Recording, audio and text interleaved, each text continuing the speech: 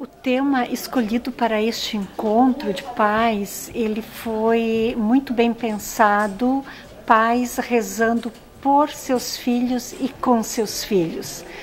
Eu abordei este tema tendo como base o texto bíblico de Lucas capítulo 2, onde relata que Maria e José foram com Jesus até Jerusalém para a festa de Páscoa. E interessante que este relato do Evangelho, ele termina colocando que Jesus ele crescia em 3 dimensões.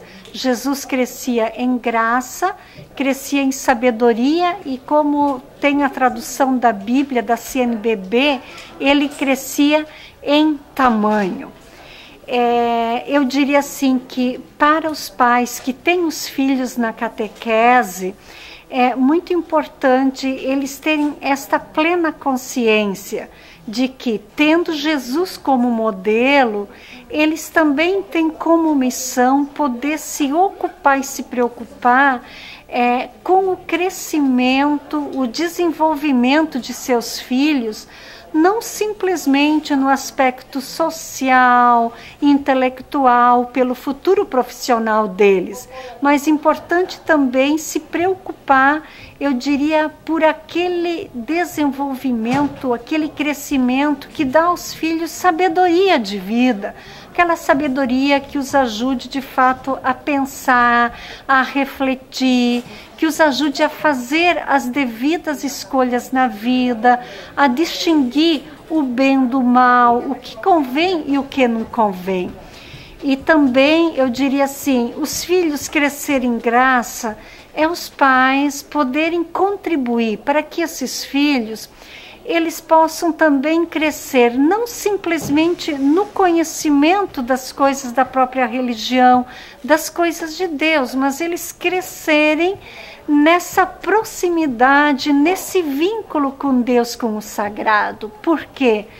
Para uma vida adulta, como todos estamos nessa fase, ser uma vida marcada por um determinado nível de bem-estar, eu diria, não aquele bem-estar pleno que é como que uma utopia humana, é como uma ilusão, mas um nível satisfatório de bem-estar.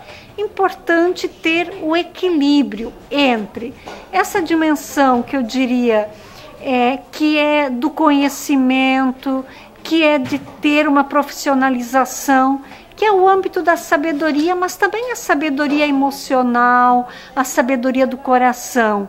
E, ao mesmo tempo, ter qualidade de vida, ter uma qualidade de vida que é ter aquele bem-estar necessário para bem viver.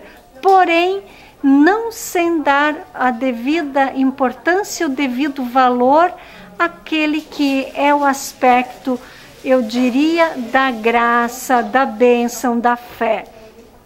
E aqui eu gostaria de fazer, como que eu costumo dizer, um declínio, né?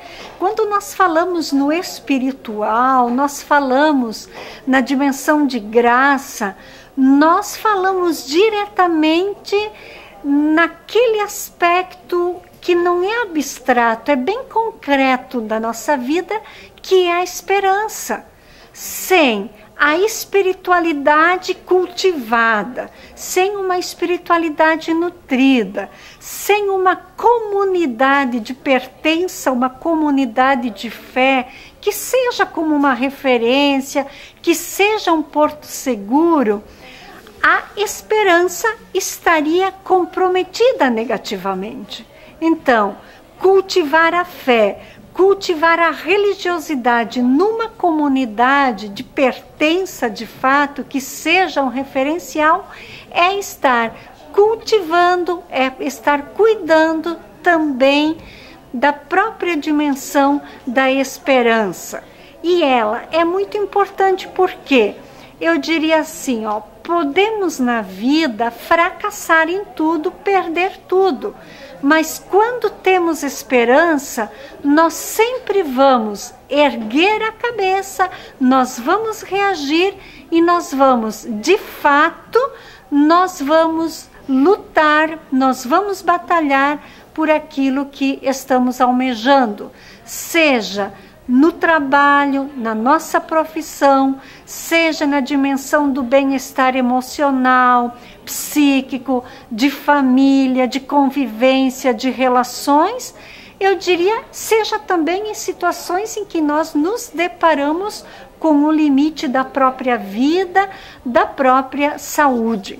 E aqui eu lembro, neste momento, não é uma frase bíblica, não é Jesus Cristo, mas é um pensador que teve, além de produzir muitos livros, muito conhecimento, ele teve muita sabedoria de vida, exatamente porque é alguém que se deteve pensar, refletir, ele dava importância à vida. É o filósofo Nietzsche, que muito até os tem como uma visão muito negativa. E num de seus livros, ele diz o seguinte, e ele diz isso exatamente amparado pela esperança, que o que está totalmente pronto, maduro e acabado só deseja morrer. Devemos sim viver conscientemente o nosso processo de morrer, que é próprio da condição humana, mas nós temos que viver conscientemente o nosso processo de viver, e só o viveremos plenamente, com alegria, se for na esperança.